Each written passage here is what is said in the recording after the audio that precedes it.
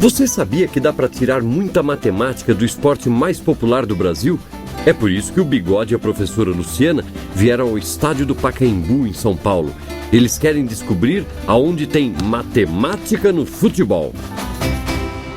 O futebol é uma das grandes paixões dos brasileiros. É apreciado e praticado por homens, mulheres, crianças, jovens e adultos. Serve para o lazer e também para o desenvolvimento físico e mental. E é o que nós vamos ver aqui nesse programa sobre matemática e esporte. Tudo bem, professora Luciana? Tudo bem, Bigode, tudo vamos jóia. Ver, o esporte é um importante tema transversal, não é? Importantíssimo. Então, vamos tentar aproveitar algumas situações do contexto de esporte e ver um pouco da matemática que tem nessas situações. Só que eu não tenho a menor habilidade para esporte, Bigode. Mas tem de matemática que eu sei, então vamos lá. Então vamos lá.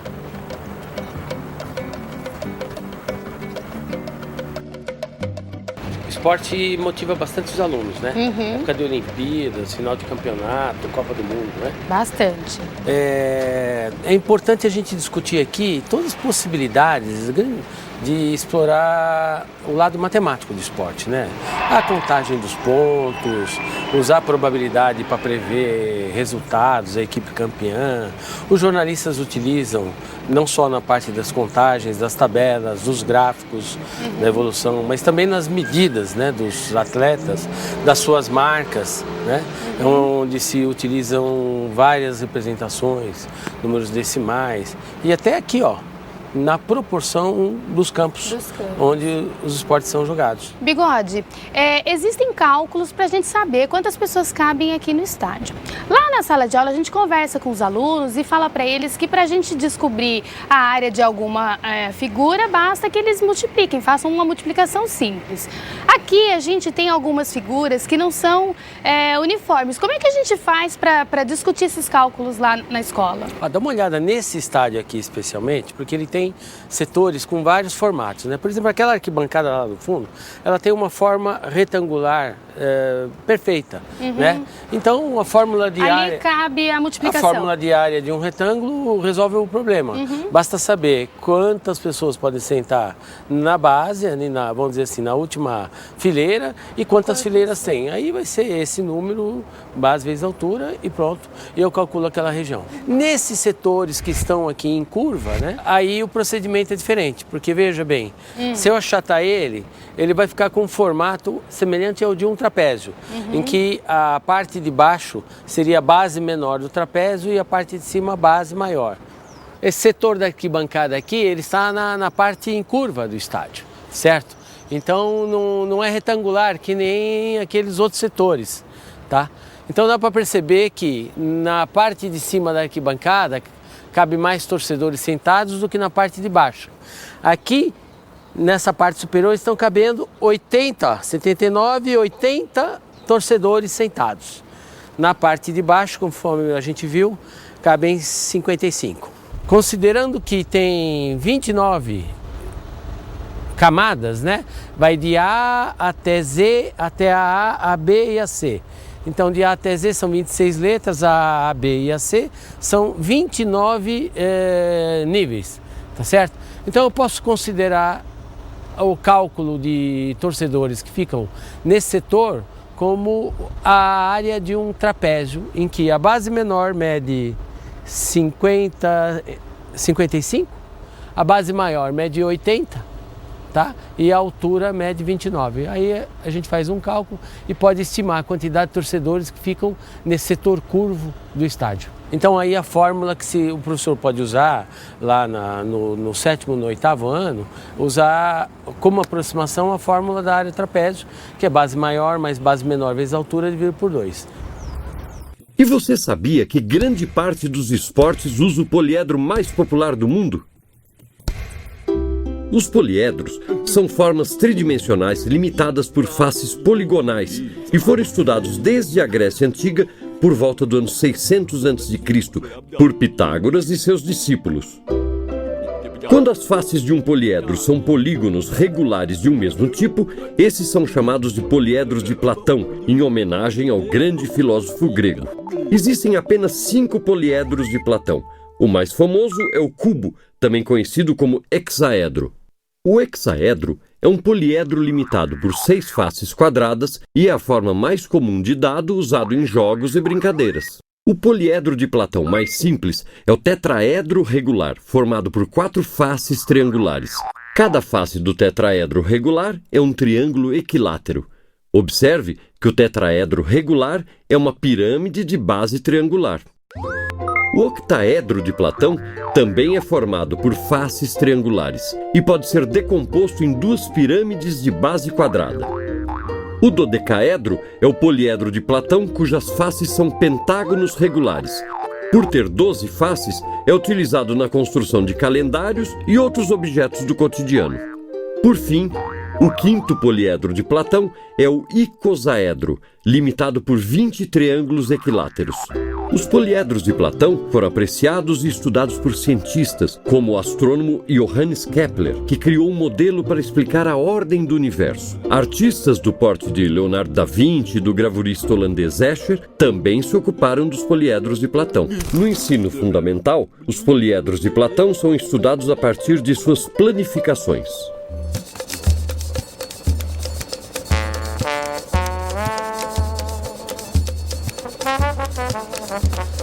E aí, Iago? Fazendo sua embaixadinha aí, né? Tudo bom? Professora Luciana. Tudo jóia? Prazer. Para você fazer embaixadinha é fácil, né? Tranquilo. Mas será que é fácil para você me dizer qual é o nome geométrico dessa seu instrumento de trabalho? Esfera? Esfera. Mas você viu que é formado por hexágonos, por pentágonos, né? Sim. Mas eu vou te dizer qual é o nome oficial da nossa gorduchinha. Isso daqui, no mundo da geometria, é um tronco-icosaedro. Mas ele também tem um outro nome, icosa truncado. Quer saber por quê? Por quê? Ó, você conhece aqueles dados que se usa para um joguinho chamado RPG? Você lembra aquele que tinha 20 faces triangulares? Aquele se chama icosaedro, é um poliedro regular que tem 20 faces triangulares. Se você cortar por cada vértice, fizer um truncamento, tá? Você vai obter uma figura como essa aqui, que tem 32 faces. Pode não parecer, mas tem 32 faces. 20 são hexágonos regulares, 12 são pentágonos regulares. E depois dá até para a gente descobrir quantas são as costuras, né? Ou o equivalente ao número de arestas se ele fosse um poliedro, se fosse retinho. Não é retinho, tem essa aparência de esfera porque está cheio de ar, né? Tem uma elasticidade. Mas o que importa para a gente é mostrar que tem geometria até na sua arte aí.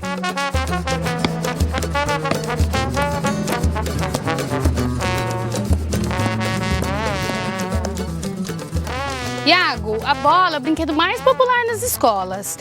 Mas, professor Bigode, as crianças precisam usar essa nomenclatura tão difícil? Claro que não. As crianças têm que chamar de bola, pelota, balão, dependendo do país, né?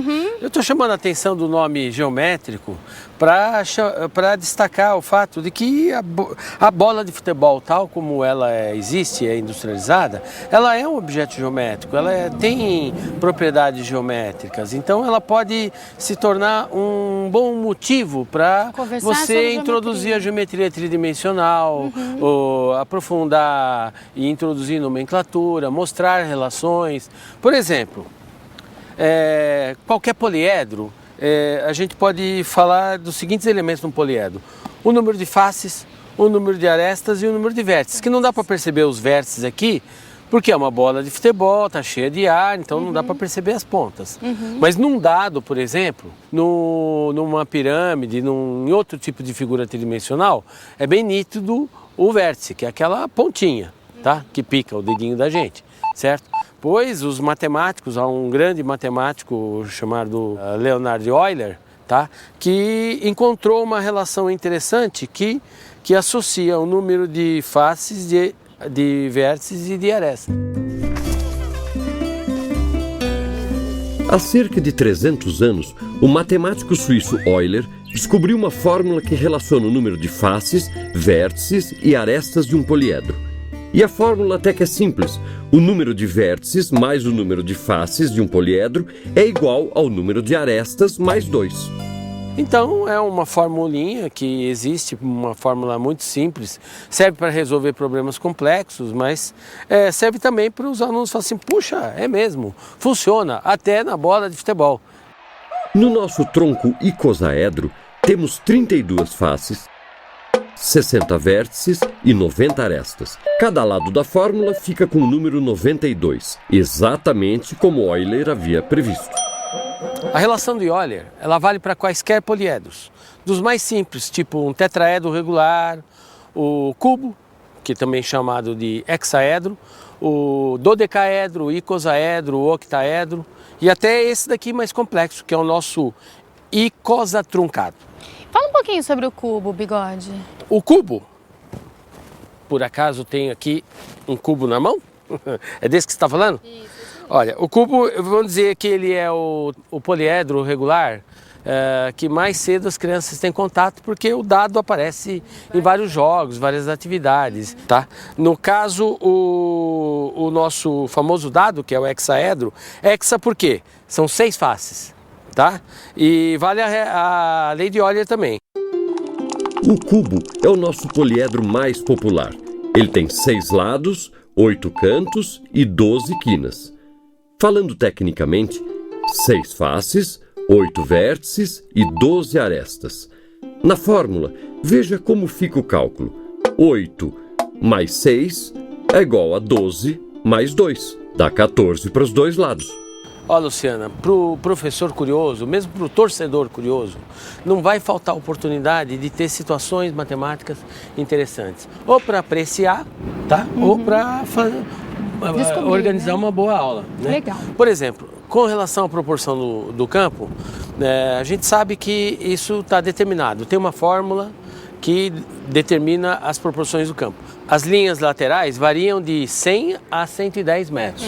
E essas aqui, as linhas de meta, variam de 64 a 75 metros. Isso daí é importante. Por exemplo, vamos imaginar uma situação hipotética que o cara do escanteio chuta na direção do outro escanteio. Então, eu estou falando da diagonal do campo. Então, sabendo o tamanho das linhas, é possível eu calcular a diagonal do campo. E conhecendo o tamanho da linha de meta e da lateral, também é possível calcular a área do campo. E qual é a utilidade, Bigode, de saber que área tem esse campo, por exemplo? Bom, eu acho que para o jogador nenhuma, mas, por exemplo, para o administrador é importante ele saber, para ele determinar quanta grama ele precisa para forrar o campo, que nem você faz com carpete na sua casa. Um campo de futebol não é apenas o grande cenário para o esporte número 1 do Brasil. É também um rico contexto de referências geométricas e medidas. As dimensões de um campo seguem normas que lembram uma receita matemática. O campo do jogo é retangular. As duas linhas laterais devem ter entre 100 e 110 metros. As duas linhas de meta devem ter entre 64 e 75 metros. As linhas terão no máximo 12 centímetros de espessura. Uma linha vai dividir o campo em duas metades. O centro do campo será marcado com um ponto, ao redor do qual se traçará um círculo com um raio de 9 metros e 15 centímetros. A área de meta é definida por duas linhas paralelas à linha de meta, a uma distância de 5,5 metros do poste do gol. As linhas laterais também terão comprimento de 5,5 metros. A área de pênalti é definida por outras duas linhas paralelas à linha de meta, a 16,5 metros das traves. E as laterais terão também um comprimento de 16,5 metros. O ponto penal será marcado a 11 metros de distância do gol, equidistante aos dois postes. No exterior de cada área de pênalti se traçará um semicírculo com um raio de 9 metros e 15 centímetros desde o ponto penal. A distância entre as duas traves de um gol é de 7 metros e 32 centímetros. A distância da borda inferior do travessão ao solo é de 2 metros e 40 centímetros. Com tudo isso bem marcado no gramado, o jogo é disputado num campo com as medidas oficiais.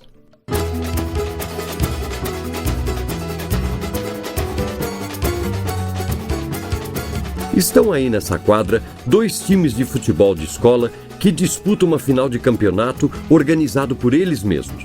E olha o Iago aí no time azul. Pois é, o Iago marcou 8 gols em 5 jogos.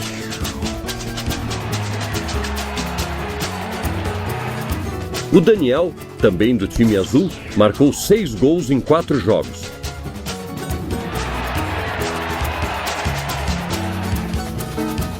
E o André, do time vermelho, marcou 9 gols em 6 jogos. Nós sabemos que o André é o artilheiro, porque mandou a gorduchinha mais vezes para o fundo da rede. Mas será que ele é o jogador mais eficiente? O problema aqui é que cada jogador jogou um número diferente de partidas.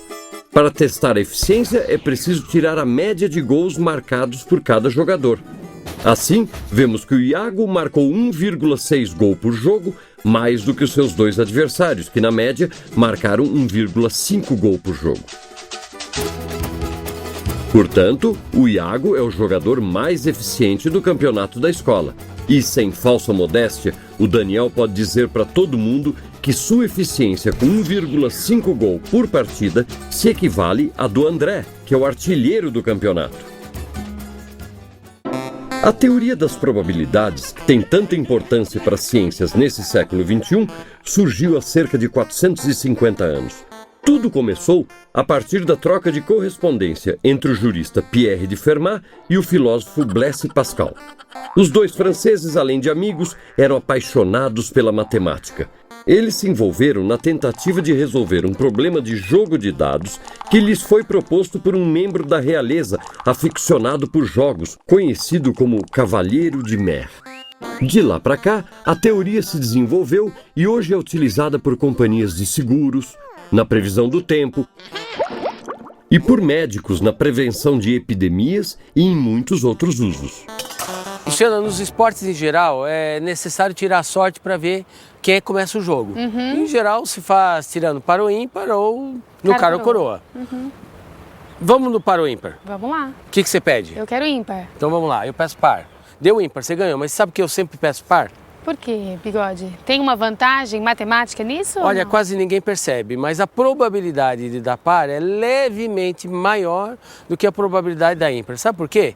Olha, quando você coloca mãos, quantas possibilidades pode pôr? 1, 2, 3, 4, 5, 6, 7, 8, 9 e 10. Você tem 10 se você colocar alguma quantidade. Mas também pode colocar lona. Tá certo? 11 possibilidades. Então você tem 11 possibilidades, eu tenho 11 possibilidades. Total de combinações, 11 vezes 11, 121. 121 não é um número par. Metade de 121 vai dar 60,5, né? Na verdade, a possibilidade da ímpar tem 60 combinações que dá ímpar. E há 61 combinações que dá par. Você esqueceu da lona, ó. É verdade. O 00. Então você está dizendo que no par ou ímpar há uma possibilidade maior de sair o par. Mas no cara ou coroa, não. No cara ou coroa, eu só tenho 50% de chance. De sair cara e 50% de sair coroa. Se a moeda é uma moeda honesta, a probabilidade é a mesma. A mesma probabilidade de nascer menino ou menina Numa gravidez. numa gravidez, ok? A ciência da probabilidade, ela é uma das mais importantes na matemática atual, no mundo, na vida contemporânea, nas ciências, etc. Probabilidade está relacionado com pagamento de seguro, com problemas de genética. A meteorologia utiliza muito a probabilidade. Quer dizer, a probabilidade hoje ela é uma das áreas mais importantes e que tem conexão com quase todas as áreas do conhecimento, todas as ciências. A probabilidade ela é uma medida da chance de um evento ocorrer, tá? Então, quando eu digo qual é a probabilidade da cara? Bom, eu tenho uma cara e uma coroa. Então eu tenho uma chance em 2 de sair cara. 1 em 2, vamos imaginar isso como sendo uma fração, tá? Imagina uma fração com o denominador 100, 50%. A fração equivalente a 1 para 2 é 50 para 100. Então eu tenho 50% de chances de dar cara e 50% de chances de dar coroa. No jogo de dados, é mais provável sair o 5 ou o 3? Vamos olhar o evento, sair um certo número numa face. Por exemplo, saiu 3, tá? Saiu 3.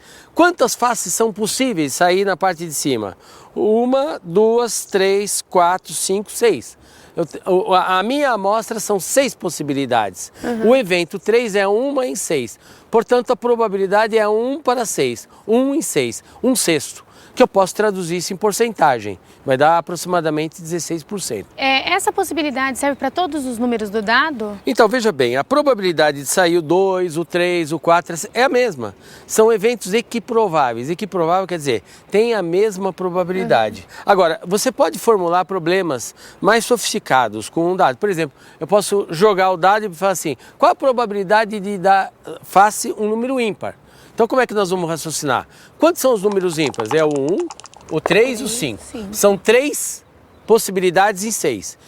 Qual a probabilidade de dar um número par? É o 2, o 4 e o 6. Lembra que no dado não tem o 0, ok? Então, também são 3 em 6. Moral da história, a probabilidade de sair face par ou ímpar é a mesma, tá? É meio, é 50%. Agora, e qual é a probabilidade de sair um número maior do que 4? Bom, será que é indiferente? Número maior do que 4, os eventos possíveis são o 5 ou 6, ou seja, 2 possibilidades em 6. E não sair um número maior do que 4 é o 1, o 2, o 3 e o 4, ou seja, 4 em 6.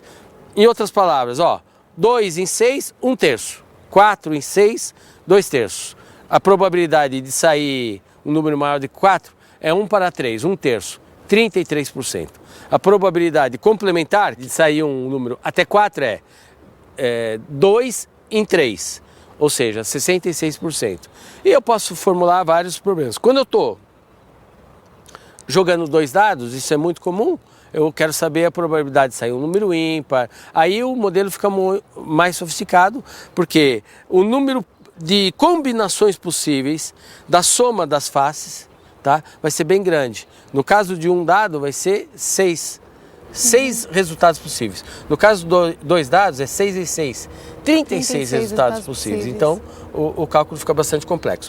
Fiquei pensando aqui, Bigode, nos projetos que a gente pode desencadear na escola a partir de uma discussão como essa. Olha, projetos são realmente contextos importantes para se trabalhar em sala de aula. Os parâmetros curriculares recomendam que a gente organize projetos interdisciplinares ao longo do ano, aproveitando eventos. Por exemplo, tem Copa do Mundo, tem Olimpíadas, os alunos são bombardeados por dados de mídia através de gráficos, marcas, recordes, tá? Então tudo isso daí pode contribuir para que o professor proponha pesquisa de opinião sobre preferência de esporte. Essa é a questão. Nós já sabemos, existem pesquisas, existem experiências de sucesso que os alunos se envolvem mais, com mais prazer, com mais garra, tá? E se entregam mais a atividades que não lhes sejam estranhas, que sejam interessantes, instigantes. Que eles consigam relacionar. Que digam alguma coisa a eles, né? Que falem com eles, né? Isso é o que a gente chama uma atividade que faz sentido. É o que a gente está chamando de atividade significativa. Tá? Então, dentro da nossa proposta, da nossa visão, toda atividade matemática tem que ser significativa. Quer seja pelas suas aplicações, quer seja pelo seu caráter lúdico, pelo seu caráter estético, pelo potencial de desafio de provocar o estabelecimento de relações e raciocínio. O importante, então, é que eles sempre consigam fazer relações com as coisas e que o que é significativo não necessariamente é aquilo que eles já sabem, né, Bigode? Olha, o que lhe é significativo é principalmente aquilo que diz alguma coisa, que não é estranho. Ok? É claro que quando eles sabem algo, se aquilo remete eles a dar um salto, a produzir uma informação um pouquinho nova, mais sofisticada, isso também dá um certo prazer a eles. Tá? O que nós não podemos é sair por aí falando matematiquês deslocado de nada, da vida deles, ou da atividade do pensamento, do desejo e etc. E esporte é realmente um contexto muito rico. Eu tenho dificuldades, viu, Luciano, de encontrar conteúdos do currículo que eu não possa provocar a partir de um contexto de esporte. Quer seja fração, dá uma olhada nessa arquibancada aqui, ela é toda dividida em setores, né? Eu sei que cabem aproximadamente 30 mil espectadores nesse estádio. Se você fizer uma estimativa, eu tenho aqui 15 setores, então eu vou trabalhar a ideia da fração como operador e sou capaz de calcular quantas pessoas estão assistindo naquele setor. Hoje vimos aplicações matemáticas que têm relação com o futebol. E você pode explorar muita matemática nas brincadeiras e esportes que seus alunos jogam na escola.